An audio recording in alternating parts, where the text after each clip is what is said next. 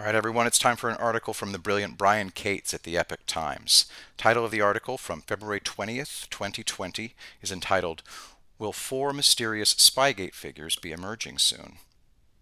Throughout all the twists and turns of the ever-growing Spygate scandal over the past 4 years, what has stood out the most to me has been the key roles played by four mysterious figures: Professor Joseph Mifsud, Professor Stefan Halper, FBI Special Agent Joseph Pientka, and Justice Department official Bruce Orr.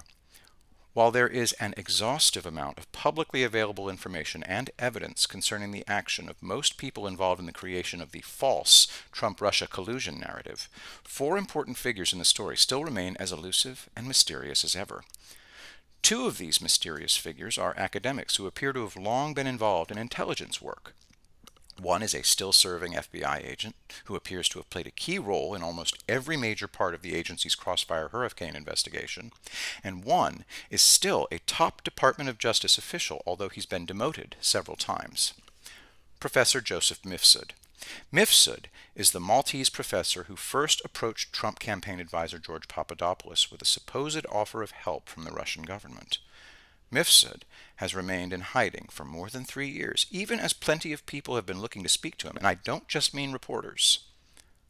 The country that Mifsud is most closely identified with recently is Italy, where he has been rumored to be hiding.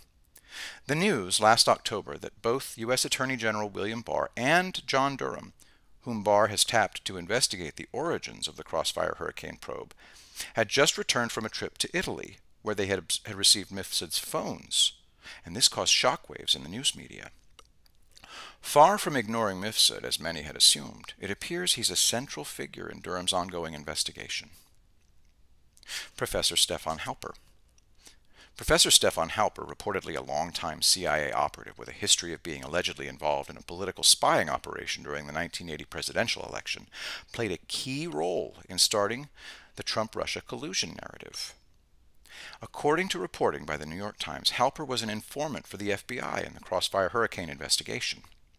Svetlana Lokova, a Russian-born academic based in the UK, has alleged that Halper defamed her by allegedly painting her as a Russian spy and saying that she had an affair with Lieutenant General Michael Flynn, who, at the time, was director of the Defense Intelligence Agency, on behalf of Russian intelligence.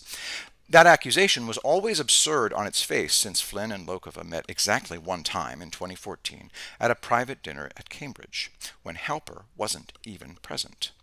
Durham has reportedly expanded his probe to include the Pentagon's Office of Net Assessment, an agency that had previously awarded multiple contracts to Halper. FBI Special Agent Joseph Pientka. I'm not aware of the DOJ or FBI having ever formally acknowledged that FBI Special Agent Joseph Pientka was the second agent at the Flynn interview in the White House on January 24, 2017.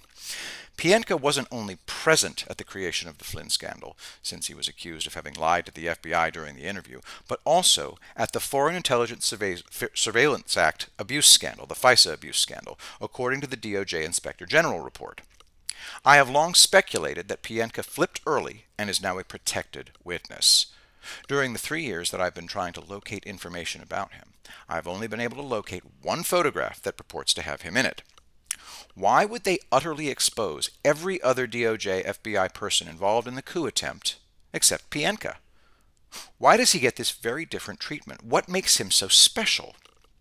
By comparison, both Peter Strzok and Lisa Page were unceremoniously dropped from Robert Mueller's special counsel team, led without any explanation, and subsequently had their text messages publicly released by the DOJ. Yet, despite all the furious public activity concerning Comey, McCabe, Strzok, and Page, there was not even a blip on the radar screen about Pientka. I have even humorously taken to calling Pientka the DOJ's invisible man. I have received confirmation for this opinion when Pientka's name was quickly scrubbed from the FBI website in San Francisco after a fellow researcher spotted it there and provided before and after screenshots. Department of Justice official Bruce Orr. Bruce Orr is a name all those who are familiar with the Spygate scandal are intimately familiar with. Most notably, Orr's wife, Nellie Orr, worked for Fusion GPS and contributed to the research on Donald Trump and his family.